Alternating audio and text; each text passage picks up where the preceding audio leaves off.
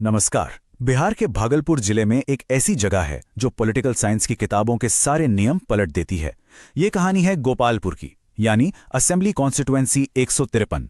एक ऐसी जमीन जहां भौगोलिक और आर्थिक चुनौतियां जितनी भयंकर हैं, वहां का चुनावी माहौल उतना ही ज्यादा तीव्र है।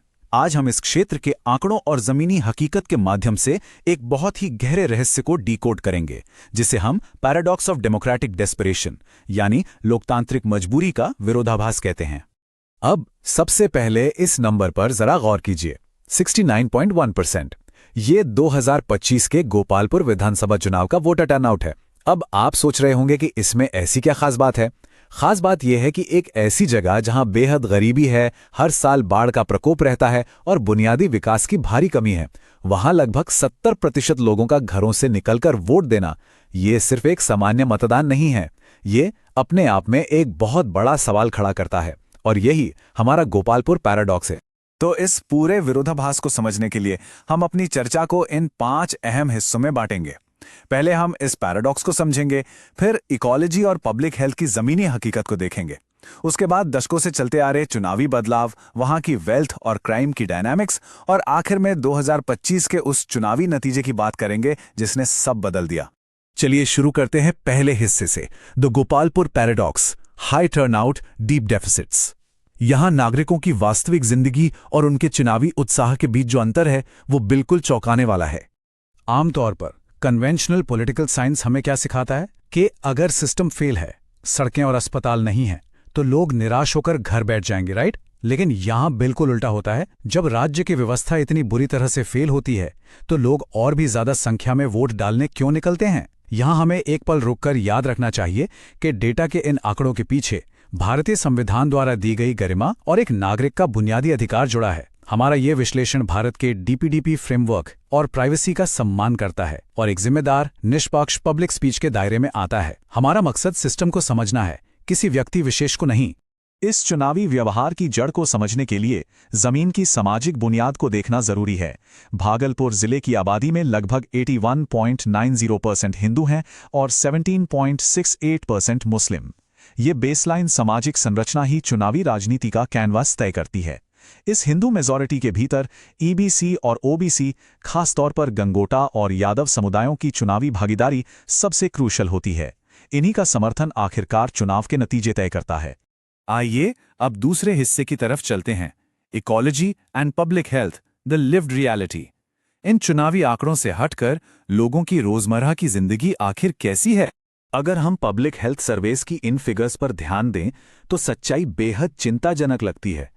NFHS 5 का डेटा बताता है कि गोपालपुर के बच्चों में स्टंटिंग यानी अवरुद्ध विकास 40% है और वेस्टिंग 21%।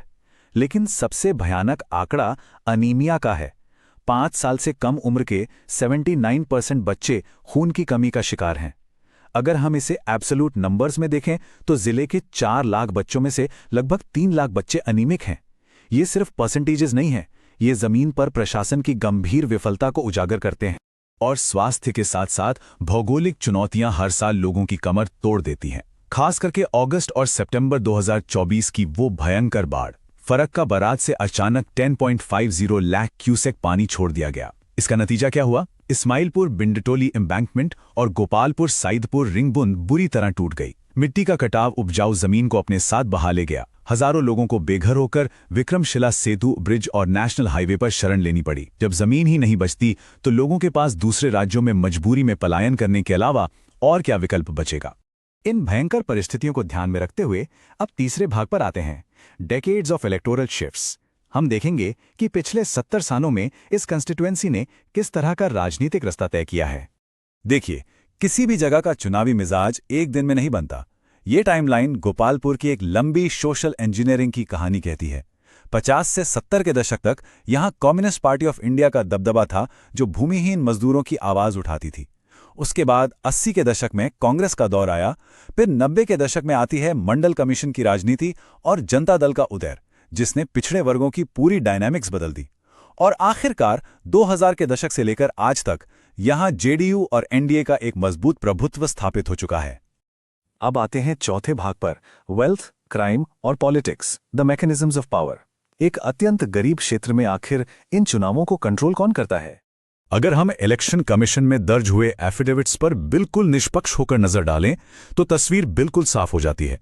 2025 के चुनाव में वीआईपी पार्टी के उम्मीदवार प्रेम सागर ने 13.67 करोड़ की संपत्ति घोषित की। वही जेडीयू के विजेता शैलेश कुमार की संपत्ति 5.63 करोड़ रुपए है। दूसरी तरफ लगातार 4 बार एमएलए रहे निर्दलीय उम्मीदवार नरेंद्र कुमार नीरज पर आतंक और हत्या के प्रयास जैसे गंभीर आपराधिक मामले दर्ज थे। तो द क्रूशल पॉइंट इज, एक तरफ आम जनता की बेपनाह गरीबी है और दूसरी तरफ राजनीति में अपार धन और बाहुबल का दबदबा।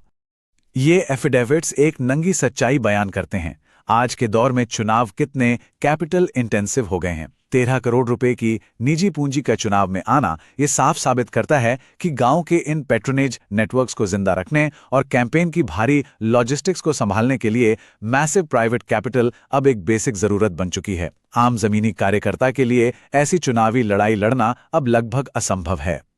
अब हम अपने आखिरी और 5वें भाग की ओर बढ़ते हैं, the 2025 political landslide, machinery over muscle. इस चुनाव ने सत्ता के समीकरण को पूरी तरह से पलट दिया।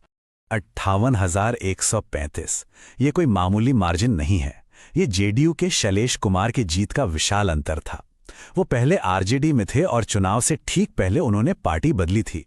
लेकिन विश्लेषण बताता है कि ये किसी एक व्यक्ति के आकर्षण की जीत नहीं थी। ये ईबीसी डेमोग्राफिक इंजीनियरिंग और उस मजबूत संस्थागत गठबंधन की विजय थी जिसने पूरे क्षेत्र का समीकरण ही अपने पक्ष में कर लिया। 2025 ने इस बात को बिल्कुल क्लियर कर दिया। एक तरफ थी बाहुबली राजनीति यानी मसल पॉलिटिक्स, जो डर, स्ट्रॉन्ग मैन टैक्टिक्स और अकेले के दबदबे पर चलती थी। 4 बार से लगातार जीते हुए निर्दलीय उम्मीदवार ने इसका प्रतिनिधित्व किया और उन्हें बुरी तरह हार का सामना करना पड़ा। दूसरी तरफ थी इंस्टीट्यूशनल मशीनरी, जो फॉर्मल पार्टी सिंबल्स, व्यापक जातीय गठबंधन और मजबूत स्ट्रक्चरल ऑर्गेनाइजेशन पर चलती है। और 2025 में इस संस्थागत तरीके ने हर तरह के बाहुबल को पीछे छोड़ दिया। और अब इस पूरे एक्सप्लेनर को समेटते हुए हम उस मूल निष्कर्ष पर आते हैं।